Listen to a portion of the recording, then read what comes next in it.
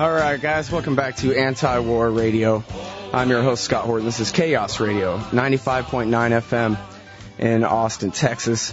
And introducing first guest today, the great investigative reporter, Robert Dreyfuss. He's a freelancer, writes for Rolling Stone, The Nation, Mother Jones, Tom Paine, other places that I'm forgetting off the top of my head. He's the author of the excellent book, one of the most important books that I've ever read, honestly.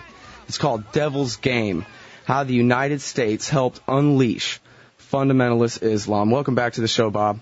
Thanks. Always great to be here. Oh, it's good to talk to you. And hopefully we can go back into some of this history that you have in Devil's Game in this interview at some point. But at the beginning here, I just really want to focus on what's going on the ground in Iraq right now. Mm-hmm. It's just seems like the death toll balance is tipping one way or another or something. The Bush administration's calling it progress. I noted reading your blog, although I can't say I read this in the New York Times, that the Ayatollah Ali al-Sistani just got back from Iran where he met with Khamenei. I don't know. Can you give us just like, not necessarily anything really long, but just in a couple of sentences, like kind of or maybe even one catchphrase, like, what's the state of things in that country right now? Just hell or progress? Well, it's been a chaotic mess for years now, and it certainly isn't getting any better under the surge. The Shiite militias in Baghdad have, it seems, decided to lie low for the most part, although they're still carrying out a low level of violence and death squad activity, maybe a half of what they were doing before this so-called surge started. And meanwhile, the United States is trying to mop up the Sunni resistance. So what we're doing is we're taking sides in a two-sided or even three-sided civil war, siding with the Shiites against the Sunnis, and hoping that some miracle will happen to bring about political reconciliation. But of course, you can't have political reconciliation in Iraq without the Sunnis and Shia sitting down together and working out a deal. And that's never going to happen when the Shia think that they have the unlimited backing of both Iran and the United States, mm-hmm. and the Sunnis feel like they're being shoved into a corner. Mm-hmm. And yet that's the situation. Everybody knows that there has to be a political solution in Iraq, not a military one. But that political solution has to come on the basis of the Shiites making significant concessions to share power with the Sunnis who've been pushed out of power, to the point where even the moderate Sunnis who are in the Iraqi government are now talking about quitting that government and going over into the overt opposition, maybe even joining the resistance. So, I mean, we could talk for hours about how bad the situation is, but it's clearly beyond the level of a crisis, to the point where the United States really has no viable options left. Mm-hmm. Yeah, I think that was a really good nutshell of the situation. Let's break it down on the Shia side here, the majority that America and, as you say, Iran are backing, the new government, basically. I spoke with an Iraqi American who's gone back to Iraq named Sami Rasuli. He's been living in Najaf. And he told me that if America left, that the Supreme Council for Islamic Revolution and the Dawa Party, which are the two parties most backed by Iran, to my understanding, would basically be out of power instantly and would be forced to flee back to Iran from whence they came. And that they're the ones on the Shia side who are really pushing for civil war, who could give or take having a single state with the Sunnis, but would really prefer autonomy and alliance with Iran. That really the only reason that they're in power at all is because America's backing them. That if we would just leave, they would be gone, and Muqtada al-Sadr would probably be the most powerful. Lead the most powerful Shiite faction, and that he would indeed strike a deal with the Sunnis. Well, I think there's a lot of truth to that. There was, at the beginning of this political process in Iraq, there was a unity, a seeming unity among the Shiites, with 5 or 6 different factions all joining together to create this United Iraqi Alliance, which is the big, most powerful political party in the parliament. Since those elections, that UIA, the alliance, has begun to dissolve. You had this Fadila party, which is a big chunk of it, has already split off and is now negotiating with the Sunnis about making some sort of Sunni Shiite deal. You have the Sadr people who've pulled out of the government, also hinting that they might consider that kind of deal. And so what you're left with is, as you pointed out, the 2 main pro-Iranian parties, especially the Supreme Council, which is the party of the Iraqi clergy, the turbans and robes people. They're the closest to Iran, and they're the ones who are kind of left holding the bag of this disintegrating Shiite alliance. You saw recently that a majority of the Iraqi parliament has signed on to a bill requesting that the United States set a timetable for leaving Iraq. In other words, they're doing exactly what the Democrats in our Congress are doing, which is supporting the notion of a timetable. So you have majorities, both in the American Congress and in the Iraqi parliament, calling for the setting of a timetable. And I think that's something that the Sunnis and Shiites in Iraq could agree on. They don't agree on a lot, but I think they would agree on the notion of, first of all, that Iraq needs to remain a centralized state, not break up into parts, and also that it should be free of the American occupation so they can settle their political differences themselves. Those are not exactly shocking, radical demands. And the fact that a majority of the Iraqi parliament now supports that is an indication that the Maliki government, the Prime Minister Nouri al-Maliki, is becoming increasingly isolated. Yet, inexplicably, the United States seems to insist that everyone continue to prop up Maliki's government. That's why Dick Cheney is now running around the Middle East, from the Gulf to Saudi Arabia to Iraq, asking for everyone to get behind Maliki. Saudi Arabia, which is emerging as a big power broker in the region, seems to have totally abandoned Maliki at this point. And I've been talking to a lot of people in Washington who say that neither Maliki nor Hakim are willing to make any sort of deal or concessions because they think they're in the driver's seat. The one place I might disagree with your analyst, your friend in Najaf, is Iran does have a lot of cards to play in Iraq. And so if the United States left, Iran could exercise a great deal of influence inside Iraq through various connections it has to Shiite parties and clergy and so forth. And I don't think it's guaranteed that all of these pro-Iranian parties would simply flee back to Iran. In any case, the the fact is that for the United States, which has been pressuring Maliki to make these benchmark concessions and deals and, a whole list of reforms that he has to make to try to end the civil war, well, so far he's resisted us at every turn. And I think really the people holding the cards are the Iranians.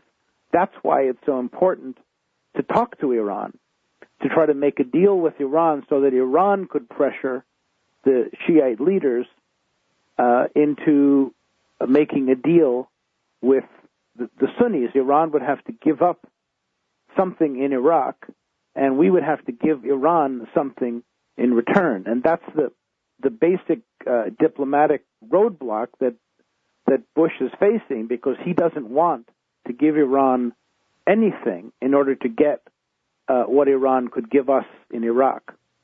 And now the Sunnis, they won't settle for less than major concessions from the Shiites because they don't live on the oil land. Isn't that right? Back in the day under Saddam, they got to steal everybody else's oil wealth, and now they can't. Well, I'm not sure steal is the right word. Iraq's central government was dominated by the Sunnis for several centuries. It wasn't just under Saddam. And the oil revenue, sure, to a large degree, perhaps was disproportionately benefiting the ruling class, which happened to have been heavily Sunni. But the fact is that throughout the 1970s, Iraq became a rapidly developing, very prosperous country, urbanized with a large middle class and a large professional class, all of whom, both Shia and Sunnis, were tremendously benefiting from the oil wealth in Iraq. And that began to fall apart when the Khomeini revolutionaries took over Iran and started fomenting trouble inside Iraq, and that led to the Iran-Iraq War. And since 1979, Iraq has been basically in a permanent state of war against the United States, against Iran, against Kuwait, and so the collapse of Iraq, both politically and economically, is a very complex phenomenon that goes back to the late 70s and early 80s.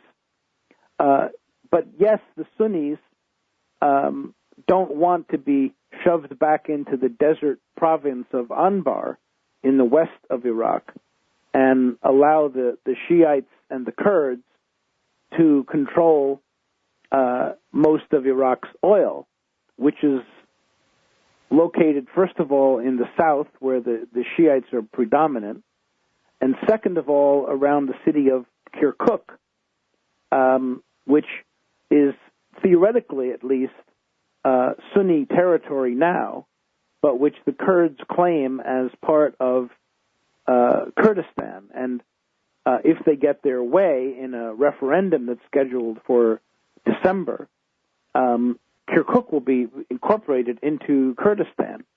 So the Sunnis will be left isolated and alone. The oil issue is only one, however, of 5 or 6 issues that need to be dealt with. The disarming of the Shiite militias is a big one. The allowing former Ba'ath Party members, not the top ones, on the level of Saddam and his cronies, but mid and lower level Ba'athists, and there are hundreds of thousands of them, to get back into government jobs and the army and so forth. Making a deal over the changing of the Constitution. I mean, there's a whole series of steps that the White House says at least that it wants Maliki to take, oil being one. But so far, none of these steps have even come close to being enacted, and it's been about 2 years now that we've been hearing that they're supposed to do this. So it doesn't look like any of these reforms is going anywhere. I'm under the impression that the Sunni-Shia split in Iraq is really for the most part, on the level of the people with the political power fighting, but that the average Iraqi, that their society is mostly divvied up by tribe, not necessarily by religion, that there's all kinds of intermarriage, that at the end of the day, if you really go back and count, the majority of the Saddam government were actually Shiites, technically, even though they weren't necessarily the guys running it at the very top, and that this really was a pretty mixed society as far as that goes, that American policy has really fomented all this ethnic division. Well, there's a lot of truth to that. It's a complicated one, and I'll say that certainly under the present circumstance, with every passing day, I think that the bitterness and potential for even hatred between the Sunnis and Shiites is growing. So whatever was true in the past, it's becoming less and less true with every passing day. And certainly at the beginning of U.S. occupation in March, April of 2003, there was no bitter communal hatred. There were tensions, there were divisions, there were disagreements. But the possibility of Sunnis and Shiites working together at that point was not something that could be ruled out. And in fact, what the United States has done in the past 4 years, every step of the way, has been to institutionalize these sectarian differences. It began even before the war, when they began apportioning the divisions among the Iraqi exiles and creating the exile committee that was going to be the political elite after the fall of Saddam. You're talking about the meetings in London and elsewhere. You're talking about the Iraqi National Congress? And broader than that. And the Iraqi National Congress was the kind of the umbrella group, but most people knew that it was really just Shalaby and his friends who ran that. But the Iraqi National Congress was part of a 65-member little executive council that was put together at a series of meetings before the war with full encouragement of the United States. And this included the Kurdish parties and included the Shiite religious parties, including Skiri, the Supreme Council, and others. And they all insisted on a sectarian formula, and the United States went along. And that's how we set up all of the subsequent bodies in Baghdad after the fall of Saddam. We created institutions based on kind of a Lebanon-style sectarian apportioning of who gets power based on who they were. Now, is this just incompetence? I mean, I remember, you're right, the Iraqi election, the security situation at least was so bad that nobody could even say their name as an individual that they were running for office. It was just the Shiite slate or the Sunni slate, and you pick. Yeah. Well, it was partly incompetence and ignorance, and partly I think there was a deliberate effort to encourage the religious Shia to take a leading or more important role, because there were a lot of illusions about the Shia and who they were. Part of that was encouraged by Shalaby, who told the American war planners, "Oh, don't worry. Sure, these guys are connected to Iran, but they'll be our friends after the invasion." And there was a belief that the Shia would be less Arab than the Sunnis, and that they would welcome us with flowers. And in part, that goes back to the experience that the Israelis had the first time they invaded Lebanon back in 1982, when this was even before the creation of Hezbollah, when the Shiites in South Lebanon welcomed the Israeli troops because they were coming in to fight the PLO. And then there were a lot of neoconservatives who had this weird theory that the way to get at Iran was to encourage the rise of the Shiites in Iraq, that the Shiites in Iraq were moderate, less political. They called them quietist. And they saw that Najaf, the holy city in Iraq, could emerge as kind of a counter power to Qom, the city in Iran, which is where the clergy is based. And so they felt, well, we can bring these quietist Shia leaders to power in Iraq, and they will influence Iran in a direction that will, get Iran to go where we want it to go, maybe even regime change. Well, what they didn't realize is that works both ways, and that the Iranians had tremendous influence over the Shia in Iraq. And in fact, they worked night and day, the Iranians did, to make sure that their influence would predominate in the Shia community, even with Ayatollah Sistani himself, who a lot of people felt was, the neocons and others felt, well, he's a Democrat, he'll be, pro-American. And in fact, he's never said a word critical of the Shiite dictatorship in Iraq. He's never said a word critical of Iran, and he's part of a little Ayatollah's old boys club that includes both the Iranian leaders and Iraqi Shiite religious leaders. So the Iranians end up coming out on top, and from the fall of Saddam until now, there's been almost a tacit U.S.-Iran alliance in support of this current Iraqi government. It's paradoxical because, you'd think, hey, this is a government here in the United States that considers Iran to be, a charter member of the axis of evil. Yet, in terms of practicality in Iraq, we and Iran have agreed every step of the way with the elections and the constitution and the way the Iraqi government has developed. And so far, the president seems unwilling to break with that, and he's sticking with Maliki, even though a lot of other people are trying to put together an alternate government. And as you mentioned earlier, that alternate government would be a Sunni Shiite, sort of coalition government with nationalist Shiites, maybe even including Muqtada Sadr, working with various Sunnis, and so that's the one possible way out of the civil war is for forces on either side, the Sunnis and Shias, to work out a deal. The problem is, from the White House standpoint, that deal would include ousting American troops, because all of the people who want to make that deal oppose the U.S. occupation. Wow. How's that for a bottom line, ladies and gentlemen?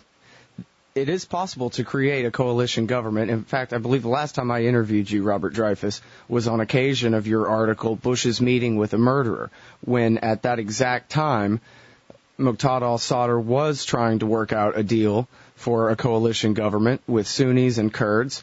And at the very moment he was doing so, Bush was meeting with Abdulaziz al-Hakim, the leader of the Supreme Council for Islamic Revolution, and telling him, don't worry, we're going with the 80% solution. Yeah, I mean, that's absolutely right. I mean, you can't, underestimate the difficulties in having the Sunnis and Sadr work out a deal. They have a lot of things that keep them apart. But the fact is that the United States is doing everything to prevent that deal. I even asked the question to David Satterfield, who's the main point person at the State Department, about this when he was speaking in Washington a couple of weeks ago. He made an appearance at the Washington Institute for Near East Policy, which is one of the hangouts for a lot of neoconservatives. And I asked him about the possibility of Maliki's government being replaced by perhaps Alawi or some other more unifying figure who could bring these other parties to the table. And he absolutely rejected the idea. He said, we are 100% behind Maliki, and everything that our ambassador in Baghdad is doing is aimed at propping up and building support for Maliki. So they're wedded to Maliki like to the tar baby, even against all the evidence that says that he's an ineffectual Shiite sectarian.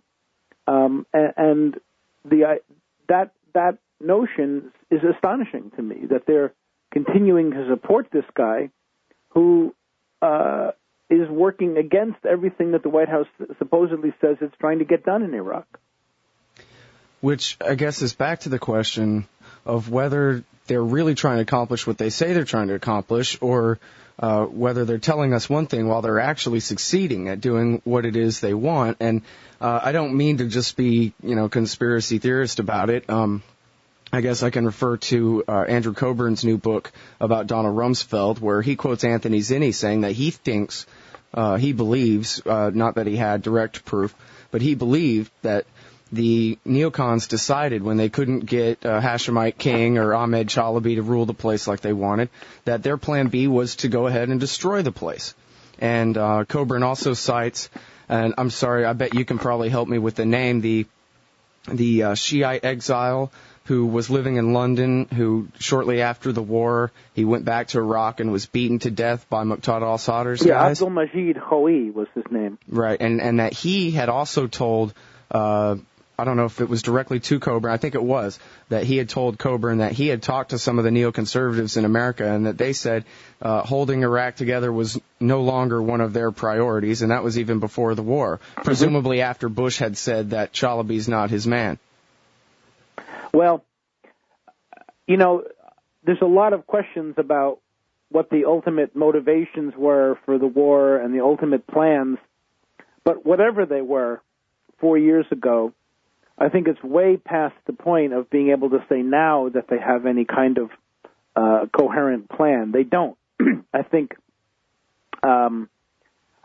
Bush is simply trying to get through his presidency without being slapped with a label that, he lost the war, so he can pass it on to whoever comes after him. And I don't think they have a clue about which direction to go in. I mean, they're, on the one hand, they say we'll never talk to Iran. Then they say, we're going to talk to Syria and Iran. And Rice starts opening up a dialogue there. And then, on the one hand, Bush vetoes all these Democratic bills. But on the other hand, he says, well, we do have to consider benchmarks. And so maybe we ought to take a look at that. And the Republican Party is falling apart on this issue. There's a panic setting in among Republicans on Capitol Hill because they know that they're getting close to the turning point where they'll never be able to salvage next year's election. If we're going to get out of Iraq and take Iraq off the table as an electoral issue for 2008, it's got to start right away. Otherwise, we'll still be seeing these kind of ugly headlines as people go to the polls next November. So it's a total, utter mess, and I don't think they have any strategy left. The surge was designed basically to postpone a decision. They had an opportunity when the Iraq Study Group, the Baker-Hamilton report came out last fall, and there were leading Republicans in the Senate like John Warner who were willing to run interference for the White House if they decided to go with what Baker and Hamilton had proposed, which, if you remember, was a beginning the withdrawal in March of this year and completing the withdrawal of all combat troops, at least, by next March. Well, instead of doing that, Bush rejected it. He went with the surge. He went with an escalation. And it was all designed to avoid having to make the fundamental decision about, do we get out or not? Mm-hmm. Now we're hearing that, September is going to be a turning point. But, maybe it will. Maybe the White House will go along with pressure from moderate Republicans and try to make a deal with the Democrats on getting out of Iraq, but maybe not. Maybe they'll do another surge. Maybe they'll expand the war for another 6 months, so they don't have to deal with making that decision. Oh yeah, well that was the New York Times headline yesterday or the day before, wasn't it? That the surge is going to go until next spring now, not September. Next spring is when we measure whether it worked or not. Well, yes, they're making that statement, but also conditionally. They're saying there's going to be a big review over the summer by Petraeus, General David Petraeus, who's our commander on the ground, and he's going to report back by the fall. And at that point in September, a lot of Republicans are saying if we don't see progress by then we're going to join the Democrats in starting to talk about a deadline, a timeline, a withdrawal. Mm-hmm. So it may not be up to Bush in terms of domestic politics, and then it may not be up to Bush in terms of Iraqi politics, because, as I was saying at the beginning, you're seeing more and more signs that Iraqi politicians, the majority of the parliament, certainly the Iraqi resistance, which is not even part of the parliament, they want the United States to leave. And the average Shia Arab does too. Yeah, I think, nobody wants to see, in Iraq, nobody wants to see their country occupied by American troops. And I think they're all aware in Iraq that they're facing a pretty dangerous, ugly situation. They're not thinking that if the United States leaves Iraq, it'll be, instant harmony. But I think more and more Iraqis are coming to the conclusion that, and certainly a majority, that the United States can't solve the problem, that it's making things worse, not better. And so we've got to work this out ourselves, but the United States has got to get out. Mm-hmm. And part of that worse is helping the Shia ethnically cleanse Baghdad and take it entirely from the Sunnis almost. There's just one or two neighborhoods left that are Sunni, right? Yeah, I think, it's hard to tell, without being on the ground. From what I've read, almost all of Baghdad east of the river, that is east of the Tigris, which was majority Shiite, has now been cleaned out, so it's almost entirely Shiite. And under the surge, the Americans say they've stopped that Shiite cleansing at the river, and that on the western side, which was not necessarily majority Sunni, but heavily Sunni, the ethnic cleansing has slowed down. But that's in part because the militias, the Shiite militias, have decided to hold back a little bit rather than try to be confronted by the American extra troops there. Right. And so the people who haven't held back are the Sunni resistance. So we find ourselves fighting the Sunni militias while leaving the Shiite militias alone. So maybe now we're reversing the process a little bit back the other way. Yeah. Yeah, well, it sure sounds like as you say, they don't know what they're doing rather than some kind of deliberate policy here. The numbers, I forget which news agency this was, but they said, oh yeah, the numbers of murdered Sunnis is way down. Well, yes, obviously, because Muqtada al-Sadr said everybody lay low, put your rifle under the bed and wait it out. Don't fight them in Sadr City, etc. But the number of truck bombings has gone way up because now the Sunni insurgency is basically unleashed because they don't have Iraqis fighting them, who presumably have a little bit better idea what they're doing than the Americans. And so the number of truck bombing deaths went way up, but then they decided they weren't going to count the number of deaths from truck bombs. And so that it was actually a success after all. Yeah. No, it's a horrible situation, and you've got Sunnis fighting Sunnis, tribes and resistance groups fighting Al-Qaeda and vice versa. You've got attacks on the Kurds and battle looming over Kirkuk. You've got Shia fighting Shia. The Sadr people and the Supreme Council people are always at each other's throats all over the South. I mean, it's a very, very complex situation. It's ugly. It's brutal. There's a tremendous amount of violence in every part of Iraq. And so the idea that there's some magic solution in this battle that we're trying to wage over Baghdad is just silly. We've increased our presence there, and so the people fighting us have simply withdrawn to fight elsewhere. And we're seeing evidence of that in provinces surrounding Baghdad, in cities, even farther afield than the areas around Baghdad. There's no long-term strategy at all here. It's almost like they thought, well, if we can somehow put enough, cops on every corner in Baghdad, we'll stop the violence there. And I don't know, maybe that'll work a little bit, although certainly a lot of Americans are going to get killed because we're more exposed.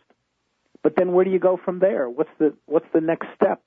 It has to be a Sunni Shiite deal, and there's zero indication that anything like that is in the works. Yeah, and McClatchy newspapers reported 2 weeks ago that training up the Iraqi army, they'll stand up, we'll stand down, that's not even one of the priorities anymore. They've decided to call that off, and the Americans are going to defeat the insurgency now in the 5th year. Yeah, well. Yeah, so there you go, basically. Everybody, I'm talking with Robert Dreyfuss. He's a great investigative reporter and author of Devil's Game, How the United States Helped Unleash Fundamentalist Islam. And now I'd like to give you 7 minutes or so to talk about this excellent 300-something page book about the history of how Great Britain and the United States are the ones who propped up all these right-wing religious crazies across the Middle East for the last 60 years or so, 50 years or so. And that all this mess that we're dealing with now is simply reaping the whirlwind. Well, there's a lot of truth to that. I don't say in my book that we created these Islamic movements. Right. Yeah, I oversimplified there. But we were looking for allies during the Cold War, and it turns out that a lot of these groups, from the Saudi Wahhabis to the Muslim Brotherhood, to many other conservative Islamic groups in areas from Indonesia to Pakistan to Turkey, that they looked like they were allies of ours because they were anti-communist. They considered communism to be an atheistic force, and so in the Cold War, they were on our side. And they were, maybe in a way, even more importantly, they were anti-nationalist. So that meant that nationalist leaders, whether it was the PLO in the Palestinian areas, or President Nasser in Egypt, or Prime Minister Mossadegh in Iran, who was the guy that we overthrew to bring the Shah back in 1953, or the Ba'ath Party in Lebanon and Syria and Iraq in the early days, that all of these nationalist forces were seen as atheistic by these religious leaders. And so on both of these counts, because they were anti-nationalist and because they were anti-communist, we made common cause. And that was really the big miscalculation. We should have made friends with the nationalists because they wouldn't have been with the communists. They were our more natural fit, weren't they? Yeah, no, absolutely. I mean, I think that one of the big fundamental mistakes we made in the 1950s is when Nasser came to power in Egypt, and he came to the United States and he asked us for money to build the Aswan Dam, this big development project that he wanted to build on the Nile River. And he came to the United States and asked for military help and weapons. And on both cases, the United States refused, said, no, zero, we're not giving it to you. And so he went in turn to his second choice, which was to the Russians. And he didn't go there because he was a communist. Far from it. He banned the Communist Party in Egypt. But he went there because he needed help, and he couldn't get it from the West. He couldn't get it from the British and French, who had teamed up with Israel to invade Egypt in 1956 when Nasser nationalized the Suez Canal. So he had to go to the Russians. And we made a choice at that point to support Saudi Arabia and the conservative monarchies against the up-and-coming nationalists. And we supported the religious groups associated with Saudi Arabia, the Wahhabi conservatives and the Muslim Brotherhood, against Nasser. And, of course, Egypt and Saudi Arabia fought a war in Yemen in the 1960s. And partly because we were so increasingly allied to Israel that we couldn't make friends with any of the Arab nationalists. And so we continually chose to support the most reactionary Arabs and the most religiously conservative ones throughout this entire period, through the 60s and 70s. And, of course, by the 1980s in Afghanistan, we were overtly supporting the jihad. We were supporting a worldwide effort to mobilize radical Islam to go fight in Afghanistan against the Soviet Union. And all of that, the entire effort from the 1950s through the 1990s, was what I cover in this book. It's basically a story of the enemy of my enemy, in this case the enemy being the Soviet Union, that the enemy of my enemy is my friend. And there were a lot of people who said, no, that's not true. Once, they defeat the Soviet Union, they'll turn on us.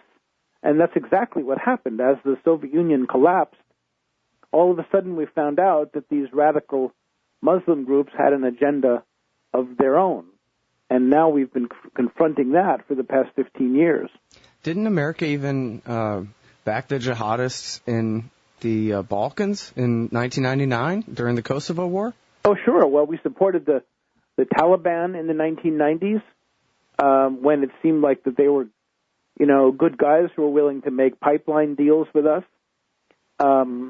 We in a way, we're doing that now in Iraq. We're supporting Islamic fundamentalist Shiites. And empowering Islamic fundamentalist Sunnis to fight against us as well. Yeah, well, we're not in league with them necessarily, right, but we're certainly helping to boost the appeal. Now, Seymour Hersh reports that America's backing Al-Qaeda against Hezbollah in Lebanon.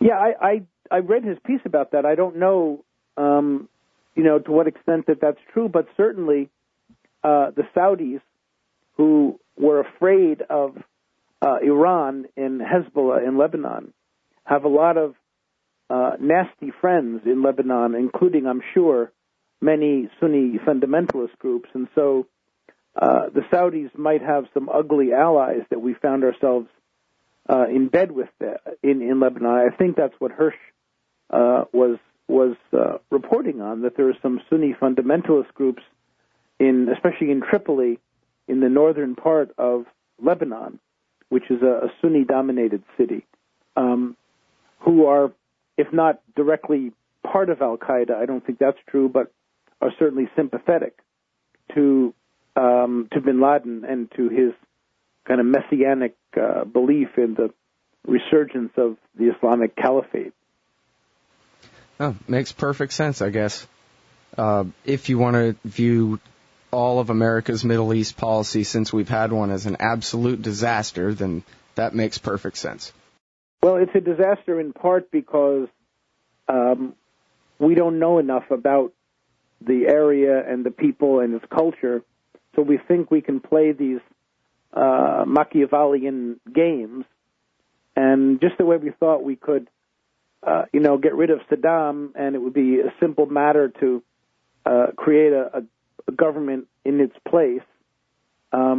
We're vastly ignorant, and yet we go into this thinking that we can, move these people around like chess pieces, and it just doesn't work that way. Absolutely. All right. Well, everybody, now you know why Bob Dreyfuss is one of my favorite reporters. You can read what he writes in Rolling Stone, at tompaine.com, in The Nation.